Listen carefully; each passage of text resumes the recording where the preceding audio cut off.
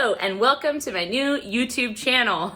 Today I want to go over on what you should stock up on. The first thing is water. Lots of water. When I was stuck in the Texas freeze and the water went out, we didn't know when the power was going to come back on, and we didn't know when the water was going to be running again. And so the little water that I had on me, I had to ration that for my kids, and it was very scary going to the store and there not being any water available and not knowing when we would have our water back on. So water is essential for survival. It's the #1 thing that you can get. FEMA recommends having a gallon per person per day. I would suggest a little bit more than that because you need water for more than just drinking. You need water to wash your clothes or wash your dishes. My hair looks terrible today, guys.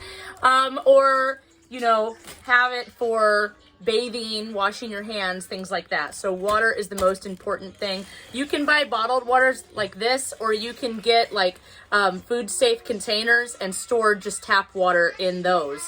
But no matter what or how you do it, make sure that you have water put away. But if you're in a really bad situation and you don't have the water, you can get water purification tablets or life straws, Sawyer water straws that purify water in an emergency situation. Let's talk food. Okay guys, so the first thing that you're gonna wanna have obviously is canned goods. Get the stuff that you're actually gonna eat. Like, I don't like tuna, so I don't waste money on cans of tuna. But I get a lot of soups because you can eat these right out of the can if you have no way to heat them.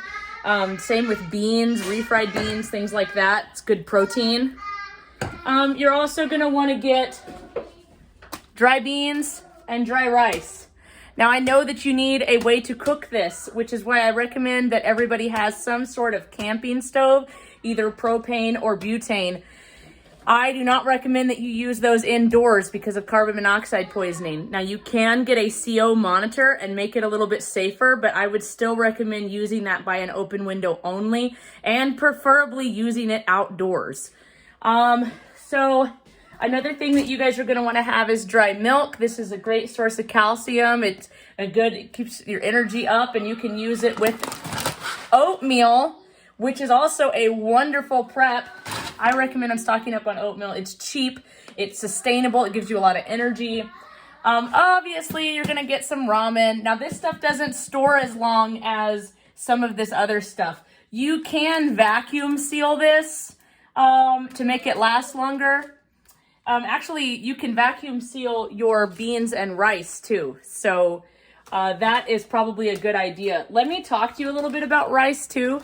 You want to put your rice when you get it. You want to throw this in your freezer and leave it there for 2 or 3 days, because sometimes you can get rice weevils, which are these little bugs that live in rice, and that freezing it kills them, so that you don't have to worry about that nastiness in your rice. So freeze them for 3 days, and then you can vacuum seal them or store them like this, or in a glass container with a tightly sealed lid.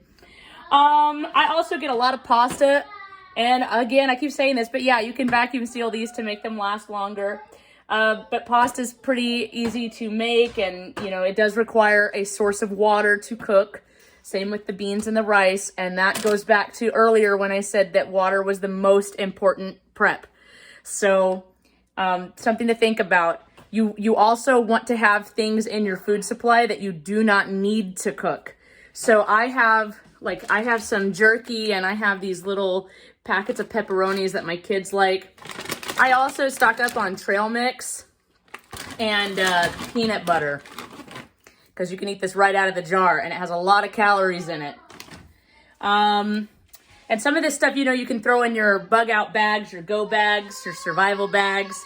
I get this ready rice because you don't really need to cook it to eat it. I mean, it's going to be a little bit crunchy, but you can microwave these. And if you don't have a microwave, if you have some heated water, you throw it in there, let it sit, kind of like you would with an MRE. I like to get granola bars, and what else do I get? Oh, if you have a baby, you're going to want to have formula on hand. When the Texas freeze happened, we went to the store. There was no formula. It was wiped out first thing. So you want to have some backup in case you can't get some. If you have a child that is over a year old, I'm gonna recommend Nido. This stuff, you get it in the Hispanic section of your grocery store. And like this little can is $4. And you can get these giant ones for $16. And it's just powdered milk with DHA and some added vitamins and probiotics. My toddler loves this stuff. This is cheap and it's shelf stable. It's great. I definitely recommend that. So yeah, that's pretty much where to start. I'm going to talk about this too, because you can get the glass spaghetti jars, you know, but these are only $1. They're like 80 cents to $1. So if you're on a budget, you know, spaghetti sauce is great. And we'll do videos in the future where I show how to cook this stuff and different meals that we can make, but this is just basics. Basically cans, peanut butter, oatmeal, formula, powdered milk, granola, soups, rice, and that's basically the gist of it. You don't have to go to the store and spend hundreds and hundreds of dollars. You don't need to buy prepackaged MREs or survival food. You just need to buy a little bit extra every time you go.